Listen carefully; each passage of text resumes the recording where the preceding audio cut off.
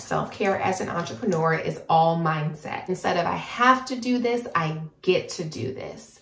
And what is it costing me to continuously not show up for myself? If you are an entrepreneur and you are having a hard time prioritizing self-care, the biggest reason is because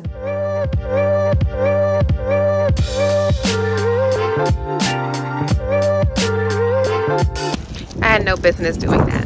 Just went ham inside of Ulta.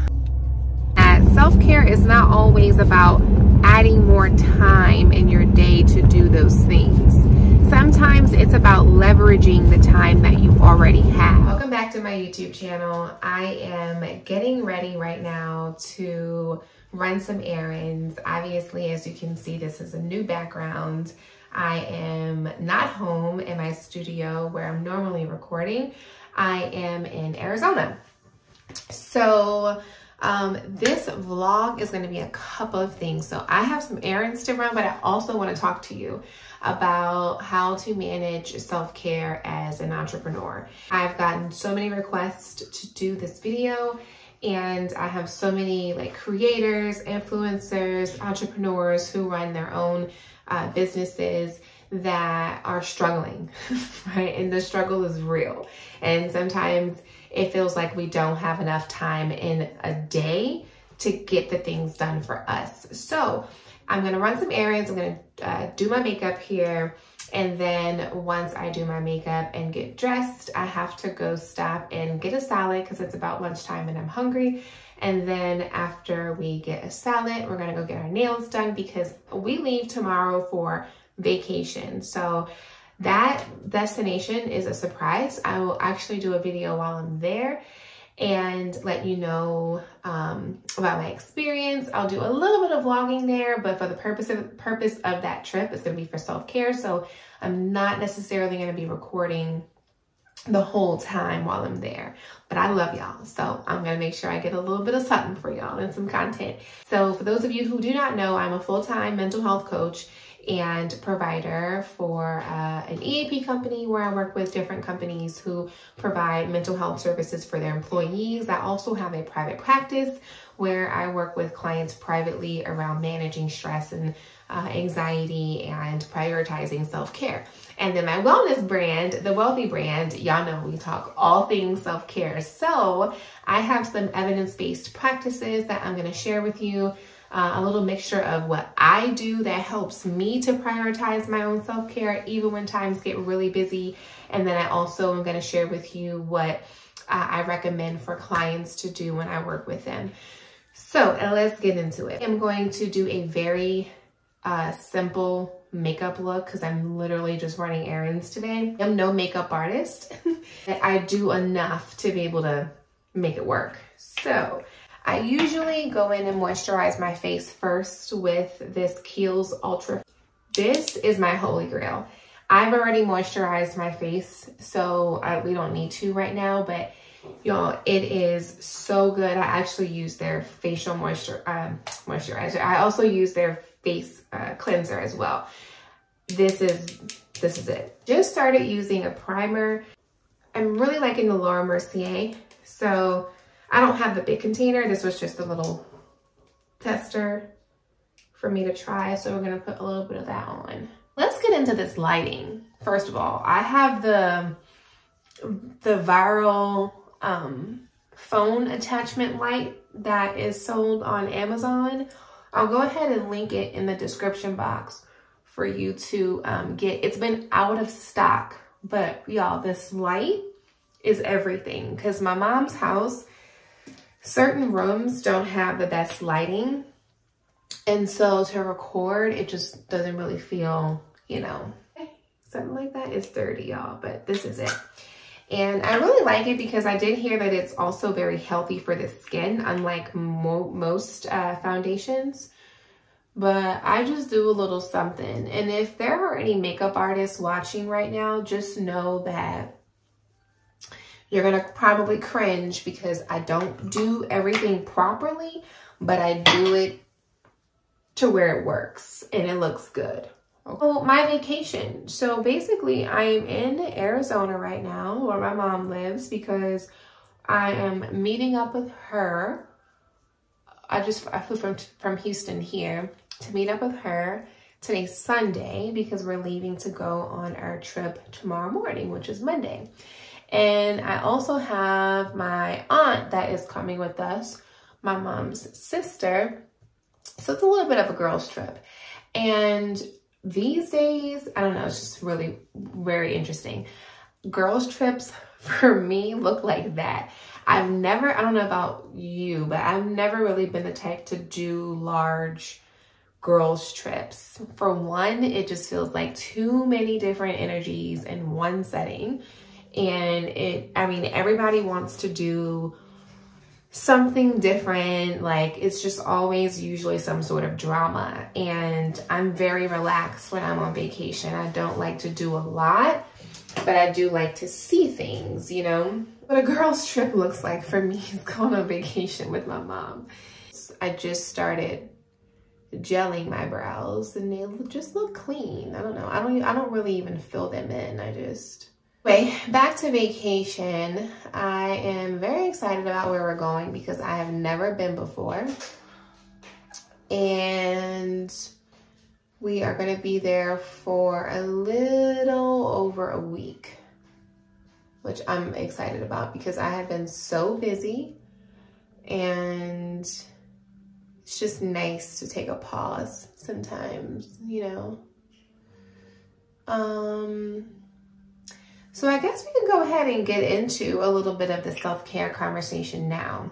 Self-care for me has been actually harder than it's ever been because of what I do now in influencing. A lot of what I do, I do a lot, it's a mixture. So I'm working with clients behind the screen, but then I'm also, you know, capturing content like this to be able to share with you all. And then I'm also creating content for brands for paid partnerships to help expand their products and stuff like that. So it's a lot at one time. That can feel a bit difficult. It's like I'm sharing parts of my life, but then I also have parts of my life that I tend to privately, that I have to make sure that I'm taking care of myself and I'm resting and not always working. And as an influencer, that can be very hard. So a couple of things that I do, I'll just start off with what I do and then we'll go into the evidence-based practices. So what I like to do is, one, I really get clear about the type of mindset I have to have behind my self-care. How are you viewing your self-care? How do you see these things? Do you see it as like, oh, I have to go and do this for myself? Or I gotta go to the gym. Or I have to do this, I have to do that. Because our days are already busy. So now when we have to go to the gym and we, you know, gotta cook dinner and all these things for self-care, or even, you know, stay home and get some things that are on the house, laundry, clean, organize, declutter. We sometimes don't have time to do that. So it feels like another thing we have to do. So a trick that I have been doing is reframing how I state it. Oh, I get to go work out after work because it makes me feel good, or it's helping me get closer to my goal. So I can have a very long day and then come home and say, oh my gosh, now I have to go to the gym. That's probably not going to motivate me to get dressed and get up and go do the gym. But if I come home, or if I finish my workup and I'm like excitingly saying, I get to go to the gym now, that is different. So if we just kind of, you know, shift our mindset to I get to do this for myself rather than I have to do this, that usually makes it feel a lot more possible to get that done. Then the next thing that I like to do is take stock in the morning. So before I did this, my days were just kind of like roller coasters, emotionally and mentally.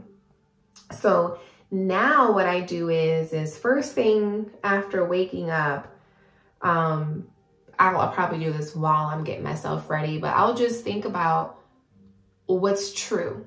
So what's true for me? Oh, it's been a long week already. Let's say it's a Thursday and I'm like, oh, it's been a really long week. I've had a lot of clients to see. I've had a lot of errands to run. You know, and then the weekend, I have a lot of social obligations coming up. So basically you just want to take stock of where you are, where your week has been and where your week is headed. Because when we do that and we take stock, then we are in a place of awareness.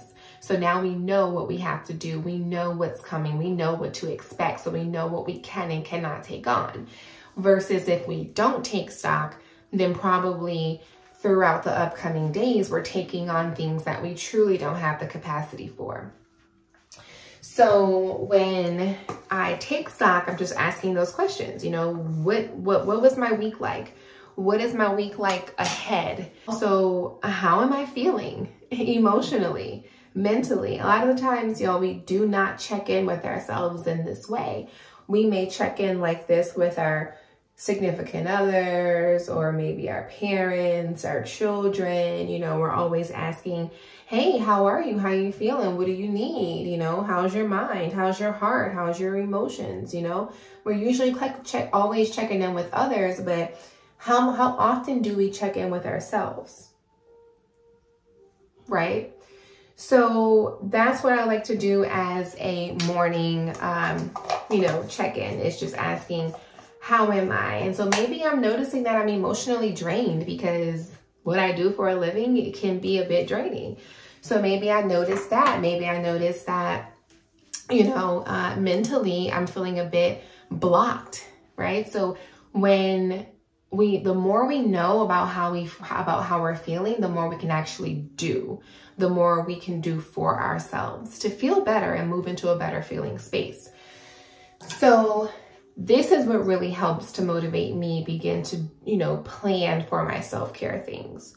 So now that we're planning for our self-care things, I mean, now that we're, you know, getting clear on where we are, how we're feeling, we're getting clear on, you know, what the week has been, what the week looks like ahead.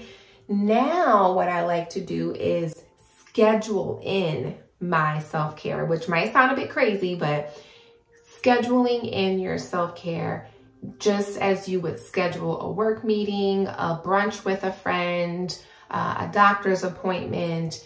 We have to do this these days, especially as entrepreneurs, because we have a bunch of things on the calendar. What I like to do is look for white space, either white space on my calendar, like a physical calendar, or white space on my phone calendar. And white space is exactly what I just said it is, white space. So think about it, when you're scheduling something, you usually have, you know, a block or words on it. And then there's some time blocks where there's empty space. At that point, I make sure that I put those blocks in my calendar, because let's say, for example, I need to go to a Pilates class or a yoga class. And if I don't put it in my calendar, it probably won't happen, right? Think about the work meetings that you have coming up. Would you know about an important work meeting and not put it into your calendar? No, you wouldn't, okay? So that's what I would do, is actually put that block in my calendar. And then maybe I don't know yet what my self-care thing is going to be during the week. Maybe I don't know what it's going to be, but I just put a block in that just says unavailable. Or you get creative and say me time or self-care. So when you do that, if something comes up, and let's just say you have a friend that says, oh, hey, Jade, can you help me with this today at 6 o'clock in the evening? Well, I can look at my calendar the same way I would if I had an important work obligation, and I'll look at that and see, oh no, that I have a block that hour. You are not obligated to share with somebody of, you know, why you're not available. That's one thing. So I think a lot of the times we overthink it and think that, oh, I have to explain to this person why I can't go. No. If someone tells you they can't go, you might be wondering, but are you actually expecting them to tell you what they have to do? No, you're going to probably be understanding.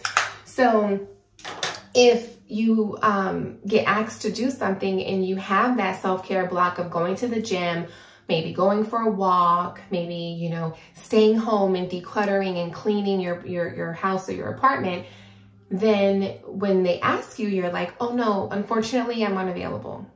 You know, I would love to go to brunch, but actually I'm unavailable during this time and from this time to this time. How about we go tomorrow at this time? Okay, so that is one way we can get very radical about our self-care. The next thing I want to share with you is a reflection that I like to do, and I actually refer this to my clients a lot, is to ask yourself 3 questions. Why? What's the cost? And what are the benefits? So 1, why is it important for me to show up for myself doing whatever the self-care thing is? Why is it important? Because it's going to help me de-stress. Is it going to help me reduce my anxiety? Is it going to help me to just have like a little pause or reset to just breathe and be still? Like, why is this important? Why is going to the gym every day or every other day or 3 days a week important? Because I need to be heart healthy. I want to have a way to de-stress. I want to have a way to, you know, meet my fitness goals. That's why it's important. So sometimes we have to get clear on the why. The cost. What is it costing me to continuously not show up for myself and prioritize my self-care? Well, it's causing me to be hard on myself. It's causing me a little bit of depression. It's causing me to feel like I'm stuck in a rut every single day. So what is it costing me to continuously not show up for myself? And then the last thing is, what are the benefits? We have to get clear on these things instead of just saying, oh no, I can't, or no, I don't have enough time. No, why is it important? What's the cost and what are the benefits? Are the benefits of working out, having a nice, healthy looking body, being healthy? Now that I'm able to actually show up for myself, I can show up for others. A lot of the times we're trying to show up for others in a state of burnout and fatigue. And when that happens, we literally have nothing to give. So it's almost like we're half-assing, you know, our care for other people, but also running ourselves into the ground. So when you think about it, it's very important to prioritize our self-care before we can give to others. Because if not, then we're doing a disservice to both us and other people. So it's important to make sure that you identify the benefits. Hey, if I prioritize 1 hour a day every evening to give to myself, or 1 hour in the morning every morning to give to myself to either meditate, go for a walk, exercise, you know, just spend time doing something for me. Every time I do that, I have a larger capacity to give to my loved ones. I have a larger capacity to show up in my business and to show up at work. So this is still like, you know, follow with me. This is still mindset work. A lot of self-care as an entrepreneur is mindset work. The last part of this is I like to do what I call an end of day check-in. So you know how we did the morning check-in. I like to do an end of day check-in. And the reason for this is because usually at the end of the day is when we're beating ourselves up for the things that we didn't do, the things that we didn't accomplish, where we fell short. Oh, I didn't have time to do this. Oh, I spent my day unproductive. And that does not help for a couple of reasons. One, because at night we're trying to rest and we're trying to shut the body and the mind down to prepare for sleep. But when you're on that spiral of beating yourself up, your brain is still wired because now you're in action mode. Like you're having to take, your brain naturally wants to take action when you are saying, oh, I didn't do this. I didn't do that. I didn't accomplish this. So no, we're not trying to strategize at nighttime, okay? We're trying to settle down.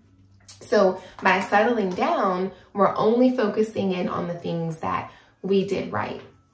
What did we do today? What were our highlights? What did I accomplish? If I had a long to-do list, what are the handful of things that I actually did accomplish or, you know, check off of that checklist? And when you only focus on the highlights and the positives and things that you did do, how does that feel? Just imagine. It's like, oh, you know, I actually feel productive. I feel good about myself. And so that is more of an encouragement for you to do those self-care things. Maybe you do take a bubble bath at night before you go to bed. Maybe you do make that cup of tea and you read a book because you feel good about yourself. This is more of a way to encourage yourself to do more self-care at night before going into the next day. So those are really all of my points and all of the things that I do and that I recommend that others do as well. But let's go ahead and recap as I do this mascara. So the first thing that I do is understand that self-care as an entrepreneur is all mindset. So instead of I have to do this, I get to do this. And then the next part is taking stock in the morning time. So not waking up and jumping to grab our phones, not waking up and, you know, asking others, you know, what they're doing, how they're feeling. No, you have to wake up and check in with yourself first. What was my week like? What's my week ahead like? What do I have the capacity for? So, okay, that means I'm at full capacity right now. So therefore I won't be able to attend this brunch or this outing or whatever. And then after that, once we get through taking stock, then we want to get clear on the reflection. Why is this important? What are the benefits? And what is it costing me to continuously not show up for myself? And then we do time blocks, right? We schedule in our self-care the same way we would schedule in a work meeting, or as if we would schedule a doctor's appointment, or just a very, you know, high value priority that we have, you know, going on. And then last but not least, we do an end of day check-in where we only focus on what? The good things, the positives, what we did do, what we did check off of our list. Because why? It adds this extra layer of self-compassion. And let me tell you, when you are an entrepreneur and you are having a hard time prioritizing self-care, the biggest reason is because we are not as compassionate with ourselves. We're running ourselves into the ground. We're not being compassionate. If we were not consistent with doing something, we're bashing ourselves. We're not taking that approach of empathy, and we're not taking that approach of understanding, whereas we will with other people. So the end of day check-in and the morning taking stock are my two favorite ways to add compassion toward myself. So yeah, that is it, y'all. So I am going to set my, I'm just gonna throw on some sweats. It's about 49, 50 degrees here right now in Arizona. Normally people know Arizona to be hot as hell, but it is actually pretty cool today. So I'm probably just gonna throw on some sweats and some sneakers. But I hope that helped. I had a lot of requests from you all asking, you know, how do I prioritize self-care as an entrepreneur during busy seasons? So I hope that helps. And I'll also recap it a little bit in the description box. I'll also add the light in the description box, and I will add anything else that happens through the remainder of this video. All right, well, I will see y'all in the next video because the rest of this is just going to be me vlogging. So enjoy that and make sure you make time for your self-care. Bye, y'all.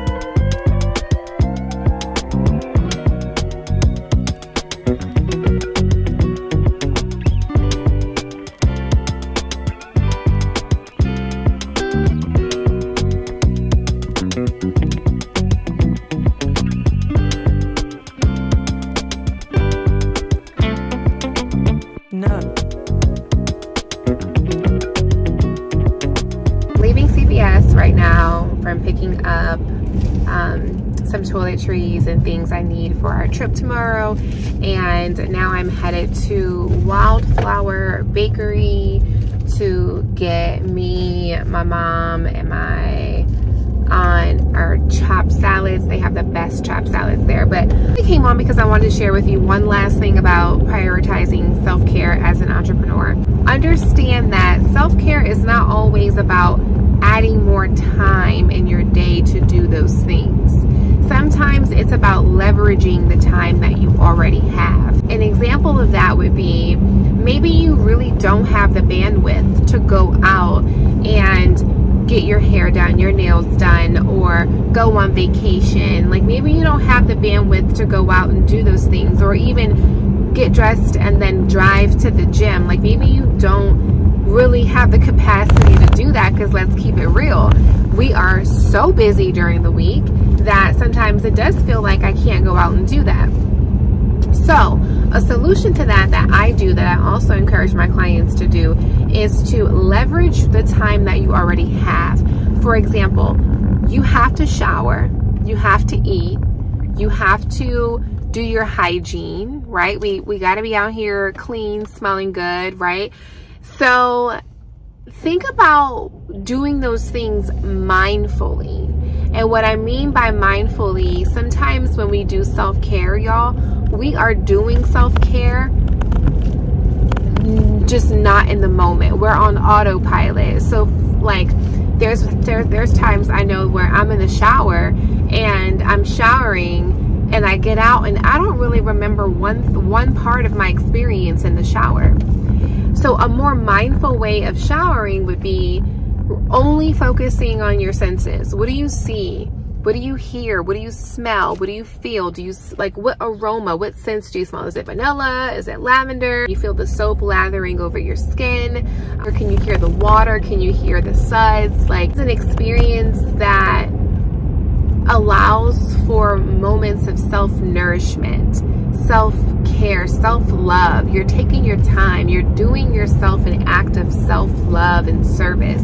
I mean, obviously we have to clean ourselves, but you know, it's high-level self-care when you really move slowly in the shower. Pay attention to what it smells like. Oh, this moisturizer or this oil feels so soothing, so nourishing. I can smell the shea butter. Maybe for you, it's not about you know, making more time for self-care. Maybe it's being more intentional with the time that you already have.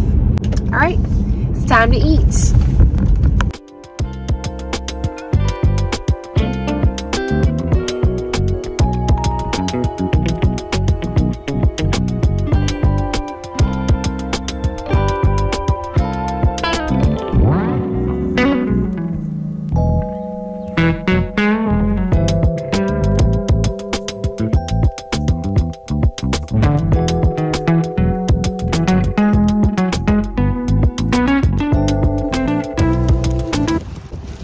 No business doing that, but I did. I cannot believe, y'all, I was supposed to go get some stuff for my trip and get a salad, and I just went ham inside of Ulta.